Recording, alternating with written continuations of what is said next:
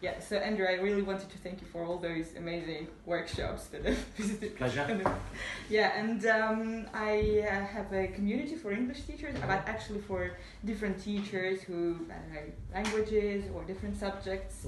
And I sometimes like meet with them online with different teachers and ask them random questions like about teaching stuff. So usually I ask the first question is, how did you come into teaching? How did it happen to you? By laziness, perhaps. Laziness, that's an interesting one. I started when I went to, after I finished university, I thought I'd go travelling. I was thinking about going to South America, but I didn't know any Spanish. So I thought I'd go somewhere closer to home first and learn some Spanish. So I went to Spain. So I got a job teaching English, no qualification, just thing. And then I did actually I was going to do a course, but I was going to do a CELTA, but the employer said, I'll do it here, we'll do it here, we'll give you the training, you don't need to do it. And when I arrived, the training consisted of, here's the book, here's the classroom, enjoy, off you go. So and then after that I did a CELTA, or equivalent to a certificate then.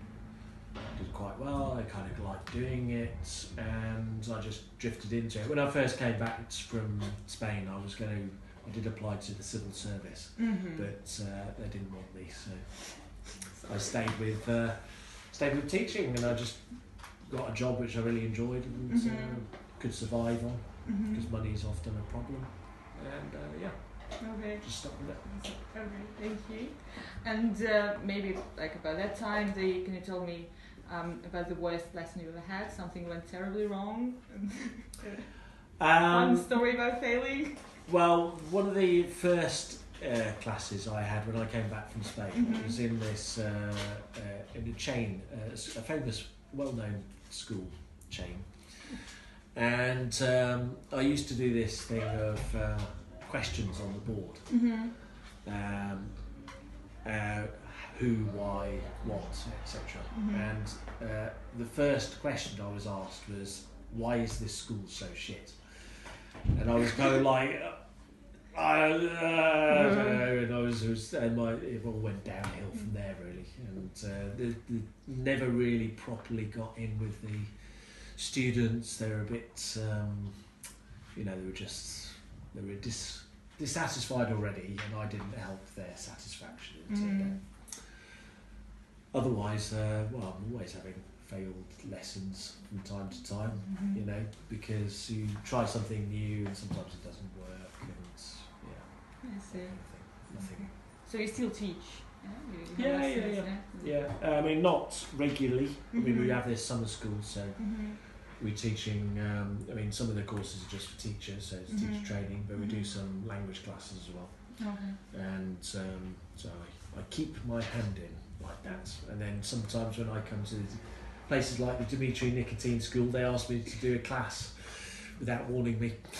Okay, and then they record it on video, and post it on Facebook. Yeah. Okay.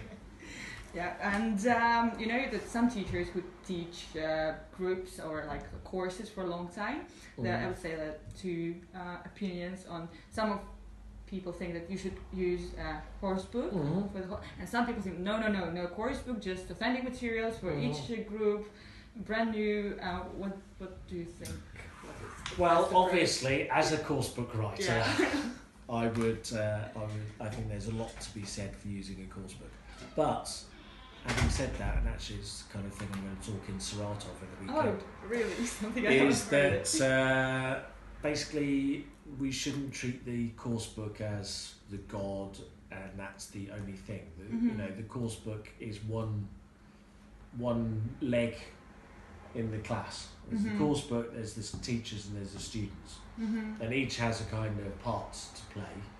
And essentially, as you will know from doing my course in Novosibirsk, that what we like to do is to explore what students are saying, use their language a lot to teach more language. It's just that the course book can help in providing those opportunities for them to talk, and some of the language, and kind of, I think sometimes if you're only doing kind of free teaching, spontaneous teaching, it can get a bit kind of messy, and people don't, neither the teacher nor the students know the direction of travel, if you like. Yeah.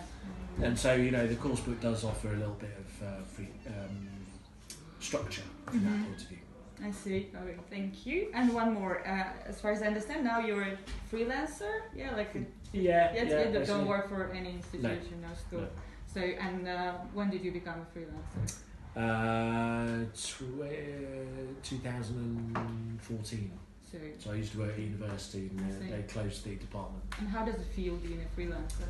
Well, it's a bit up and down. It can feel, I mean, what I definitely miss is that day-to-day meeting colleagues, and, you know, I meet Hugh quite regularly, but, you know, that can be hard work sometimes, only seeing the same person every day.